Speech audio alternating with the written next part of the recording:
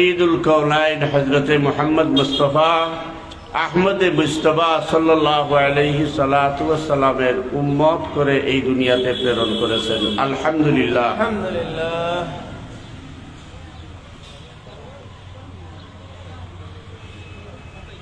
আবারও আমরা শুকরিয়া আদায় করি যে পরওয়ারদিগার আলম আমাদেরকে রব্বুল আলামিন দয়া করে মেহেরবানি করে আমাদেরকে একটি ভালো পরিবেশে সৈয়দুল মুরসালিন মুহাম্মদুর রাসূলুল্লাহ সাল্লাল্লাহু আলাইহি সাল্লাতু ওয়াস সালামের সিরত আলোচনার জন্য বসার তৌফিক দান করেছেন। আলহামদুলিল্লাহ। আলহামদুলিল্লাহ। সম্মানিত হাজিরিন, আমি ছোট্ট দুইখানা আয়াত তিলাওয়াত করেছি। মূলত সৈয়দুল মুরসালিন মুহাম্মদুর রাসূলুল্লাহ সাল্লাল্লাহু আলাইহি সাল্লাতু ওয়াস সালামের সমস্ত সিরত এক একটি আয়াতের মধ্যে যুক্ত হয়ে গেছে। আমি গতানুগতিক ময়দানের খুব ভালো ওয়াইজ বা বক্তা নয়। আমার কাজ কলম পরিচালনা করা আর ছাত্রদেরকে শিক্ষা দেওয়া। তো আমি যে কথাগুলো বলবো, যদি আপনারা আমার সাথে শরীক হন, তাহলে আমি কিছু কথা কিছু সময়ের ভিতরে বলবো, বলার চেষ্টা করবো ইনশাআল্লাহ। মা তৌফিকি ইল্লা বিল্লাহিল আলিয়্যিল আযীম। আমি প্রথমে আপনাদের কাছ থেকে জানতে চাইব, আপনাদের কাছ থেকে মত বিনিময় করতে চাইব, সিরাতুন নবী অর্থ কি এবং সিরাতুন নবীর ফজিলত কি, সিরাতুন নবীর গুরুত্ব কি। দুনিয়ার तमाम মুহাক্কিক উলামায়ে কেরাম, ইসলামী স্কলারগণ এক বাক্যে একমত যে সিরাতুন নবীর মাধ্যমে অন্ততপক্ষে এমন 5টি ফায়দা হয় যার মধ্যে সমস্ত ইসলামের সমস্ত দ্বীনের সম্পৃক্ততা রয়েছে। এর মধ্যে প্রথম নম্বর হচ্ছে সিরাতুন নবী মাহফিলের মাধ্যমে নির্বেজাল নিখাত সব হাসিল হয়। এজন্য সিরাতুন নবী মাহফিল দুনিয়ার যাবতীয় মাহফিলের মধ্যে উত্তম একটি মাহফিল। সুবহানাল্লাহ।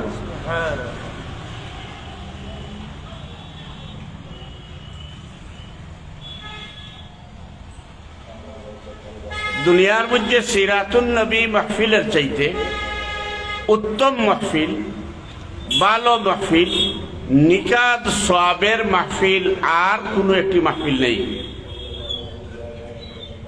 তার কারণ হচ্ছে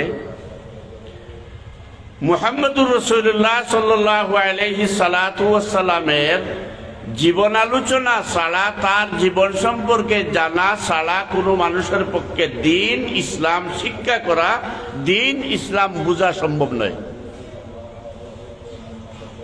দ্বিতীয়ত, মুহাম্মদুর রাসূলুল্লাহ সাল্লাল্লাহু আলাইহি সাল্লাতু ওয়াস সালামের জীবন আলোচনা বা সিরাতুন নবী, সিরাত মাহফিলে কোরআনে করিমের আয়াত ছাড়া, রাসূলুল্লাহ সাল্লাল্লাহু আলাইহি সাল্লাতু ওয়াস সালামের হাদিস আলোচনা ছাড়া আল্লাহর রাসূলের জীবন আলোচনা করা মোটেও সম্ভব নয়।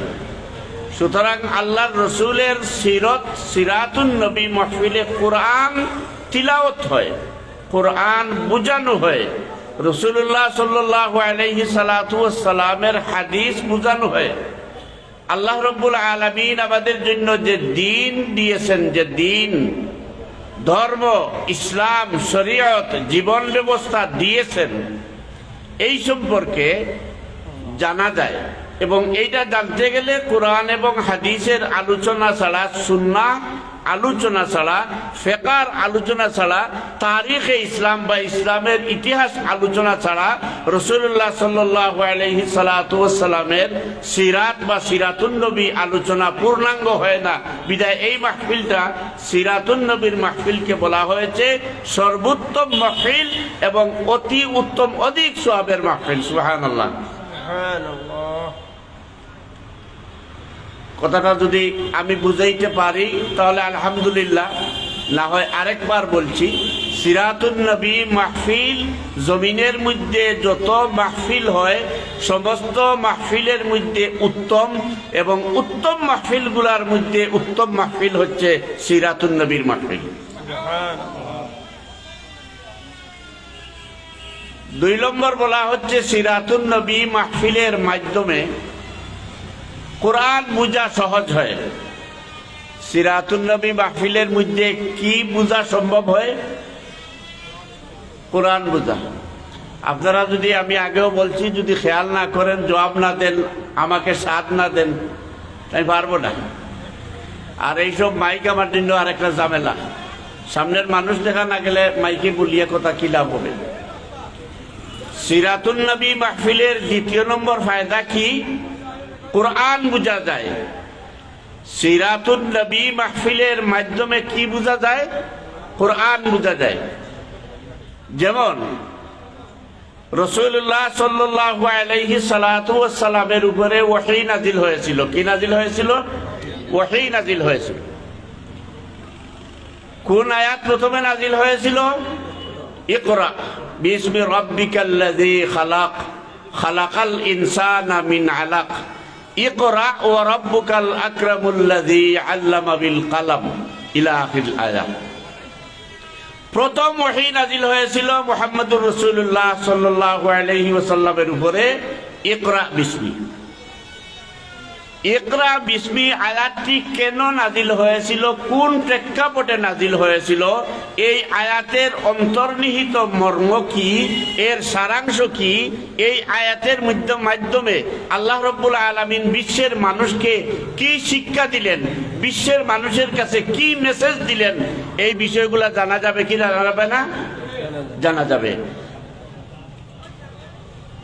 তারপরে আসুন নামাজ। আল্লাহ রাব্বুল আলামিন নামাজের আয়াতগুলো, নামাজের বিধানগুলো আপনাদের কাছে, আমাদের কাছে, বা আজ থেকে 1000 বছর আগের কোনো পীর সাহেবের কাছে অথবা কোনো বিজ্ঞানীর কাছে নাজিল করেছিলেন, নাকি মুহাম্মদুর রাসূলুল্লাহ সাল্লাল্লাহু আলাইহি ওয়াসাল্লামের কাছে নাজিল করেছিলেন? মুহাম্মদুর রাসূলুল্লাহ সাল্লাল্লাহু আলাইহি ওয়াসাল্লামের কাছে নাজিল করেছিলেন। প্রত্যেকটি আয়াতের, কোরআনের প্রত্যেকটি আয়াতের, এক বা একাধিক আয়াতের, 3 থেকে 5 আয়াতের, একটি সূরার, সংশ্লিষ্ট সূরার, এক বা একাধিক সূরার শানে নুজুল আছে কি আছে না? শানে নুজুল আছে।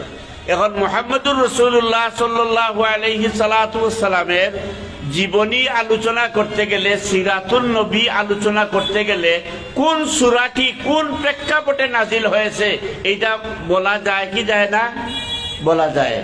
সিরাতুন নবী আলোচনা করতে গেলে ওহী কেন নাজিল হলো, কিভাবে নাজিল হলো, কোন আয়াত কোন প্রেক্ষাপটে নাজিল হয়েছে, কোন আয়াতে কোন বিধান নাজিল হয়েছে, কোন আয়াতে কোন ফজিলত বর্ণনা করা হয়েছে, এইগুলা বলতে হয় কি বলতে হয় না?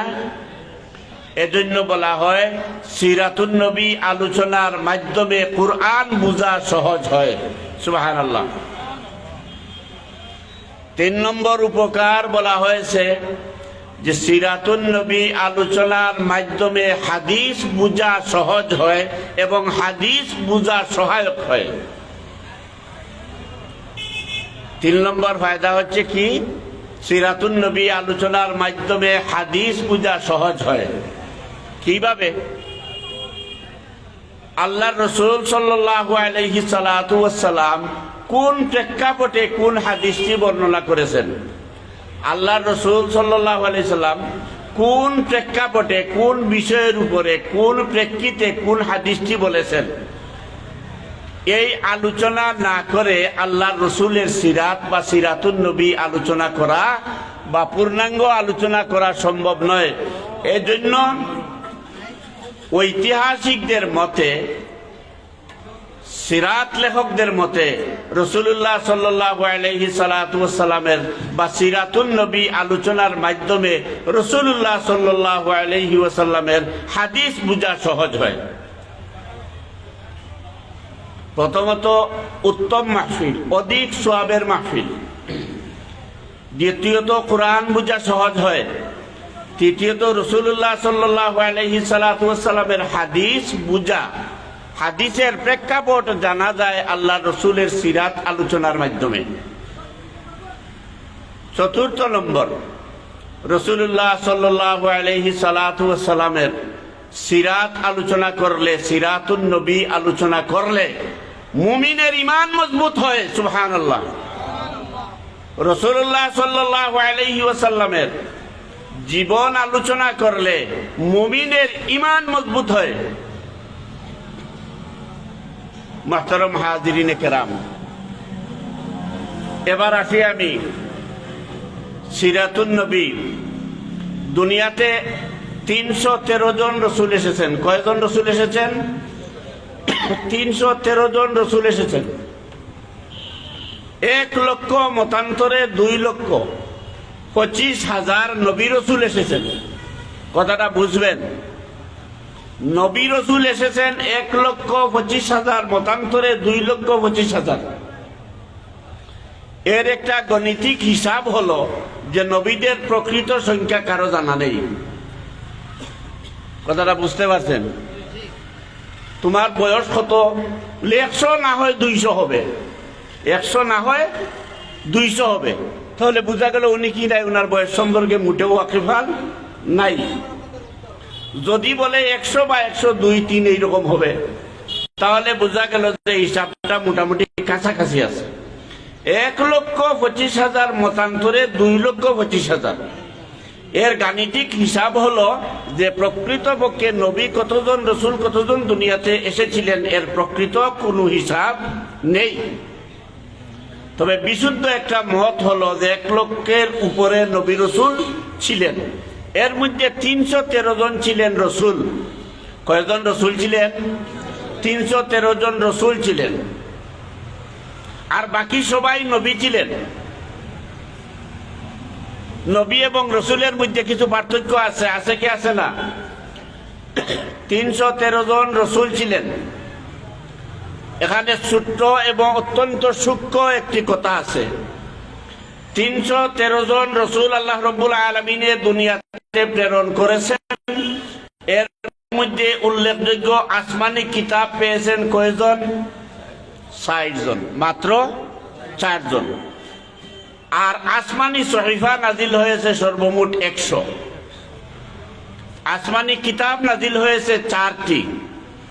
রসুল 313 জন, নবী 1 লক্ষের উপরে, লক্ষাধিক।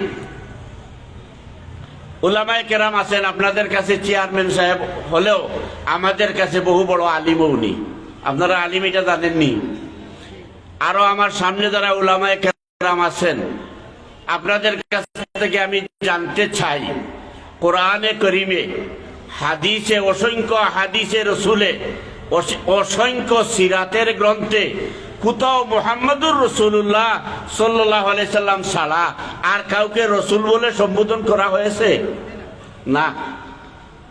এটা একটা জটিল প্রশ্ন। আল্লাহর রসুল মুহাম্মদুর রাসূলুল্লাহ সাল্লাল্লাহু আলাইহি ওয়াসাল্লাম ছাড়া আর কোরআনের ভাষায় মাঝে মধ্যে জিবরিল আমিন আলাইহিস সালাতু ওয়াস সালামকে শাব্দিক অর্থে রসুল বলা ছাড়া রসুলুল্লাহ নামে আর কোন রসুলকে আল্লাহ উপাধি দেন নাই। সুবহানাল্লাহ। আপনারা মনে হয় খুশি না?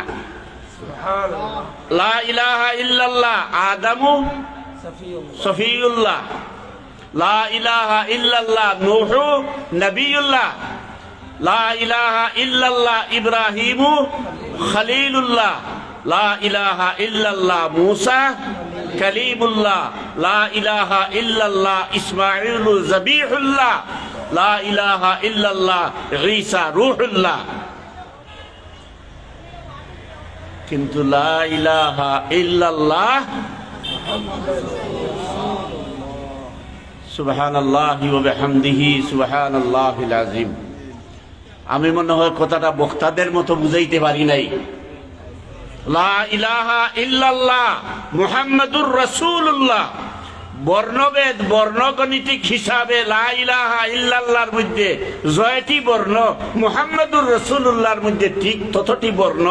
লা ইলাহা ইল্লাল্লাহর মধ্যে কোনো নুক্তা বা বিন্দু নেই, মুহাম্মাদুর রাসূলুল্লাহর মধ্যেও কোনো নুক্তা নেই, কোনো বিন্দু নেই। সুবহানাল্লাহ।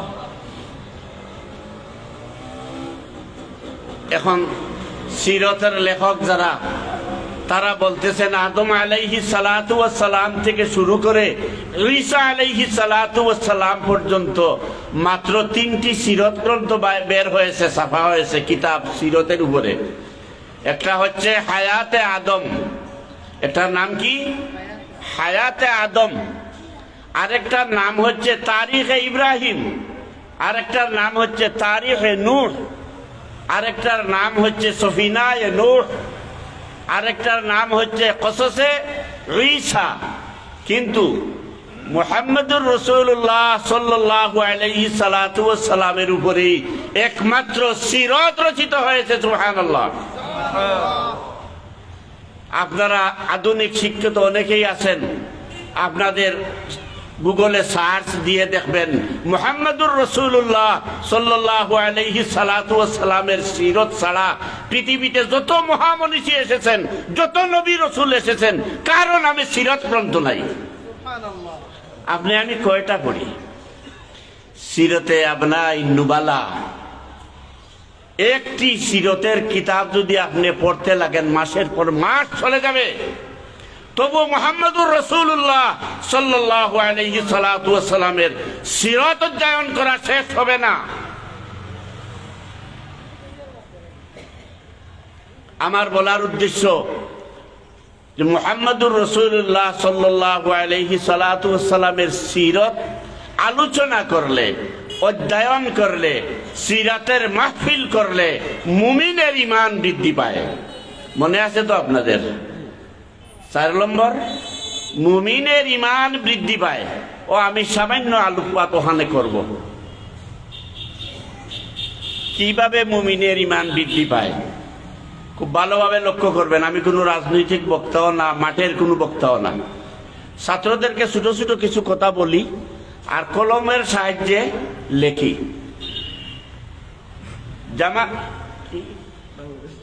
জামাতে ইসলামীর উদ্যোগে সিরাত মাহফিল, এজন্য যে জামাতকে বয়ে পেয়ে কথা বলবো তাও নাই, যেটা বলার বলে ফেলবো না, বেজার হবেন আপনারা। আমি জামাত করি না, সুস্পষ্ট, ভালো লাগলে লাগুক, না লাগলে না লাগুক। কিন্তু জামাতে ইসলামীকে আমি আমার সন্তানের চাইতেও বেশি ভালোবাসি। এর একটা কারণ আছে। আমি পায়ে মাথায় জন্ম থেকে গোড়া পর্যন্ত আমার বংশের 14 বংশ, আমার পরের বংশ, আমি কওমি মাদ্রাসা শিক্ষিত মানুষ। আপনাদের মনে আসতে পারে বলে এই বুজুর্গ আবার বা হুজুর আবার এখানে কি জন্য? অসুবিধা নেই। আমার সন্তানের চাইতেও আমি কেন ভালোবাসি? জামাতে আমার কাছে একটা অপশন আছে, মুক্ত কলাম, মত প্রকাশের স্বাধীনতা, ভুল হলে শুদ্ধ করে দেয়ার ব্যবস্থা করা, গঠনমূলক সমালোচনার মাধ্যমে ভুল ধরিয়ে দেয়া। কিন্তু আমাদের যারা হুজুর, আমরা যারা, আমিও বয়সের দিক থেকে এখন হুরু হুজুর না, বড় হুজুর 20 বছর আগ থেকে। তো আমি বড় হুজুরেরও যদি একটু সমালোচনা কেউ করে, তার 3 বংশকে জাহান্নামে না পাঠিয়ে আমি আর পিছু ছাড়ি না। আমি কি আপনার বদনাম করছি? আমি আমার কথা বলছি।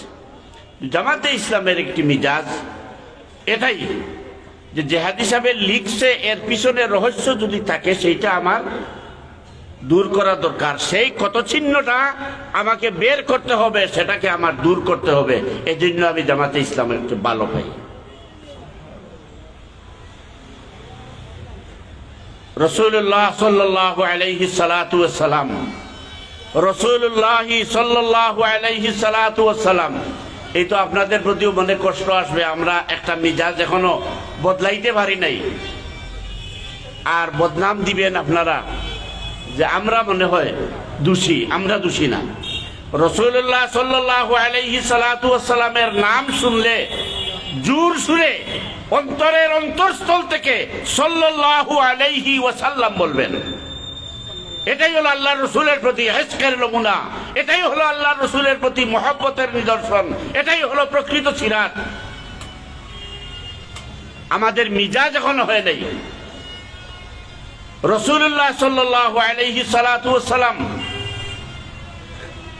আরবের মানুষের কাছে আল আমিন উপাধি পেয়েছিলেন। কি উপাধি পেয়েছিলেন? আল আমিন, বিশ্বস্ত, বিশ্বাসী। মুহাম্মদ ইবনে আব্দুল্লাহ আল আমিন উপাধি পেয়েছিলেন বিশ্বস্ত। আরবের মধ্যে এমন, আরব জাহানে এমন বিশ্বস্ত, এমন বিশ্বাসী, এমন নির্ভরযোগ্য, এমন আস্থাশীল মানুষ ছিলেন যে তার নাম উপাধি দেয়া হয়েছিল আল আমিন।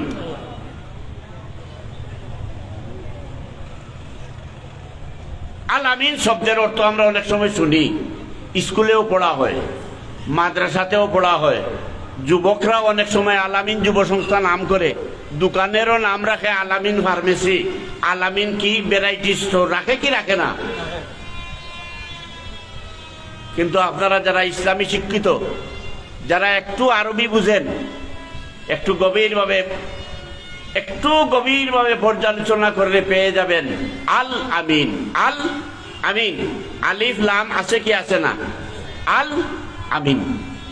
তারা বলতে পারতো আমিন। আমাদের দেশে আমিন সাহেবেরা নাই? আমিন সাহেব আছে কি আছে না? কানুনগো অফিসে আমিন সাহেব আছে কি আছেন না? অমুক আমিন সাহেব আছে, কিন্তু কেউ আল আমিন না, কেউ আল আমিন না। আরব জাহানের মুশরিক কাফির যারা ছিল, তারা নবী মুহাম্মদুর রাসূলুল্লাহ সাল্লাল্লাহু আলাইহি ওয়াসাল্লামকে আল আমিন খেতাব দিয়েছিল। অর্থাৎ এর উপরে, এই ছেলের উপরে, এই যুবকের উপরে, এই মানুষটির উপরে বিশ্বস্ত, বিশ্বাসী, নির্ভরযোগ্য, আস্থা রাখার মতো মানুষ এই জগতে আর নাই।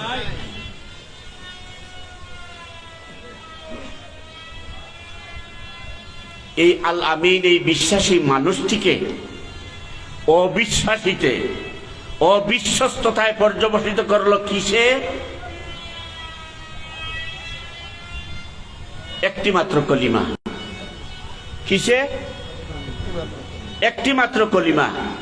ফাঁক দিয়ে চলে যাচ্ছে। কিন্তু এই আল আমিন, এই বিশ্বস্ত মানুষটিকে আরব জাহানের কাছে, বিশ্বের মুশরিক কাফিরদের কাছে, সেই থেকে নিয়ে এই পর্যন্ত, তখন থেকে নিয়ে এই পর্যন্ত, তখন থেকে নিয়ে কিয়ামত পর্যন্ত অবিশ্বস্ত এবং প্রাণের চেয়েও শত্রু কিসে পরিণত করলো?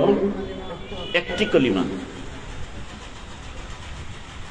আচ্ছা, পৃথিবীতে এমন কোন ঐতিহাসিক আছে আপনারা পেয়েছেন যে ঐতিহাসিক লিখেছে এইটা যে মুহাম্মদ ইবনে আব্দুল্লাহ অথবা মুহাম্মদুর রাসূলুল্লাহ মদিনার বিশ্বস্ত লোক ছিলেন, কিন্তু তিনি কুরাইশদের সম্পত্তি দখল করার কারণে, কুরাইশদের ব্যাংক দখল করার কারণে, আমি কিন্তু আগেও বলেছি আমি রাজনৈতিক বক্তা নয়, বুঝলে বুঝে নিবেন, আর না বুঝলে আমাকে তেজভাতা দিয়ে বিদায় দিবেন।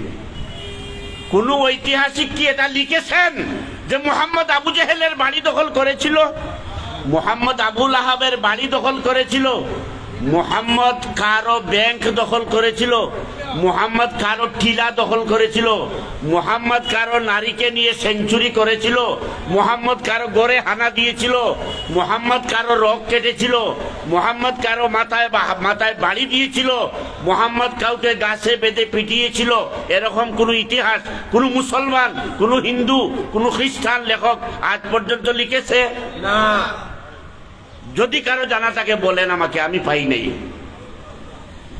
তা আমার জ্ঞান আর কতটুকু, মাদ্রাসা পড়ুয়া মানুষ। আপনারা অনেকেই উকিল মুখতার আছেন, যদি কারো জানা থাকে বলেন যে আমরা একটা ইতিহাস পেয়েছি যে মুহাম্মদ অমুক জায়গাতে জৈতুনের বাগান দখল করে ফেলেছিল, অমুক জায়গাতে অমুক পাহাড় দখল করে ফেলেছিল, অমুক জায়গাতে আবু লাহাবের ছেলেদের একটা ব্যাংক ছিল, তাদের ব্যাংক দখল করে ফেলেছিল। এইরকম কোন ইতিহাস আপনাদের কারো জানা আছে? নাই।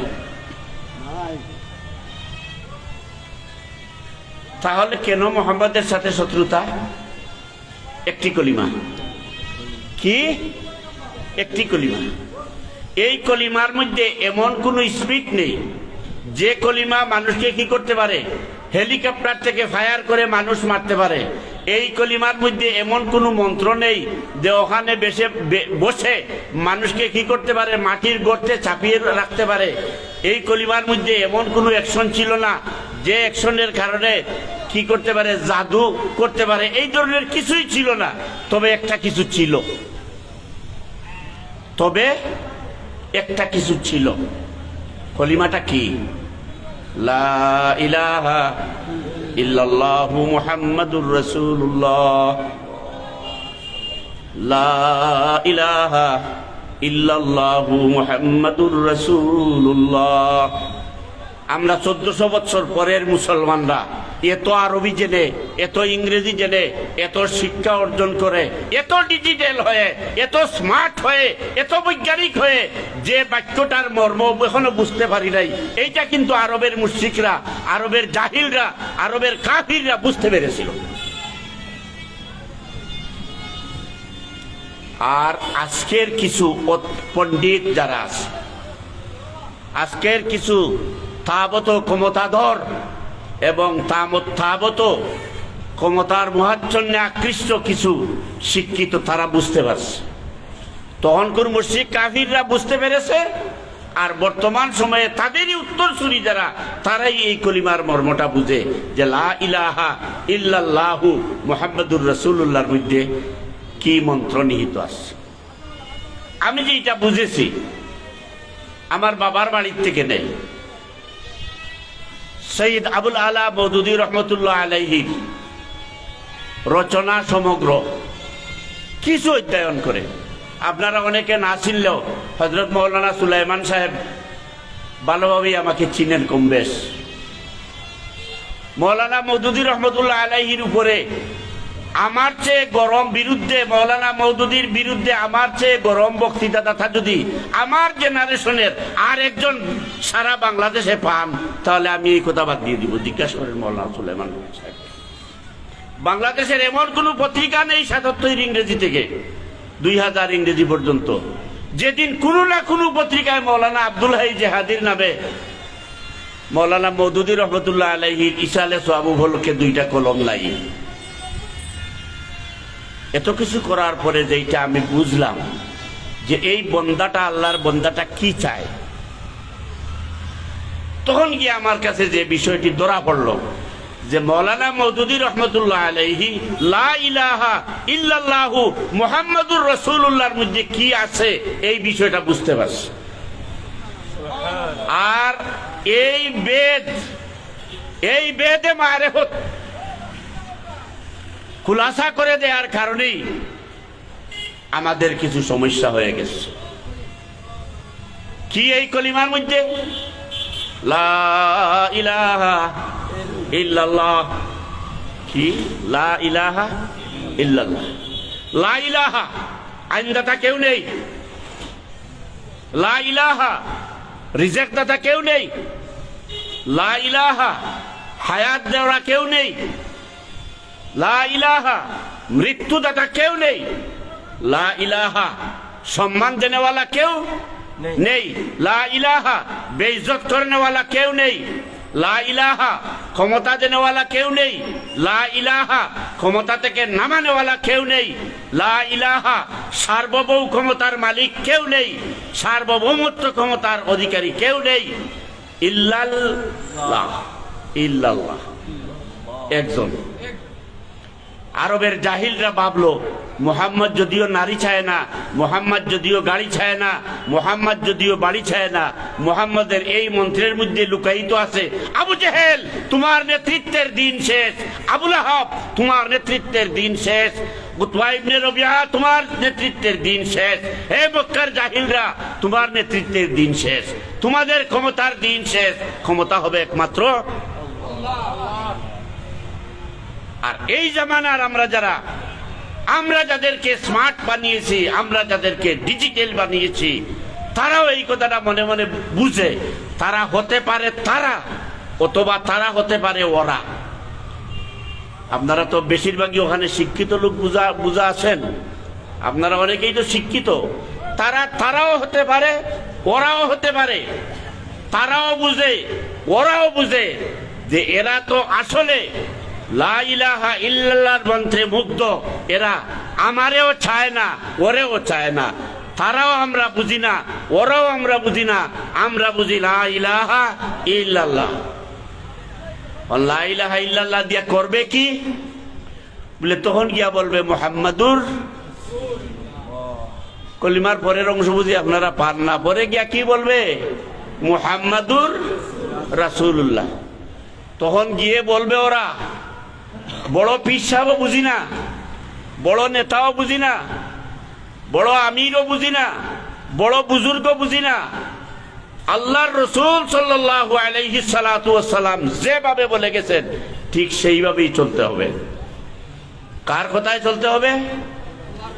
আল্লাহর রাসূলের কথায়। কেন?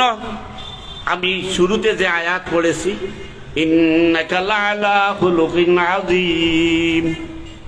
আল্লাহ রাব্বুল আলামিন আদম আলাইহিস সালাতু ওয়াস সালাম থেকে শুরু করে ঈসা আলাইহিস সালাতু ওয়াস সালাম পর্যন্ত যত নবী রাসূল, যত আসমানি সহিফা নাজিল করেছেন, যত আসমানি কিতাব নাজিল করেছেন, সব কিতাব একত্রিত করেন। একত্রিত করার পরে দেখবেন একটি বাক্য আছে, আনি'বুদুল্লাহ। কি লেখা আছে? আনি'বুদুল্লাহ ওয়ালা তুশরিক বিল্লাহ। আনি'বুদুল্লাহ ওয়ালা তুশরিক বিল্লাহ। একটাই মন্ত্র লেখা আছে আদম আলাইহিস সালাতু ওয়াস সালাম থেকে শুরু করে ঈসা আলাইহিস সালাতু ওয়াস সালাম পর্যন্ত, এবং সর্বশেষ নবী মুহাম্মদুর রাসূলুল্লাহ সাল্লাল্লাহু আলাইহি সালাতু ওয়াস সালাম পর্যন্ত একটাই কথা লেখা আছে, আনি'বুদুল্লাহ, আল্লাহর ইবাদত করো, ওয়ালা তুশরিক বিল্লাহ, আল্লাহর সাথে কাউকে শরীক করো না। লেখা আছে কি? ওয়া ইলাহুকুম ইলাহুন ওয়াহিদ লা ইলাহা ইল্লাহু।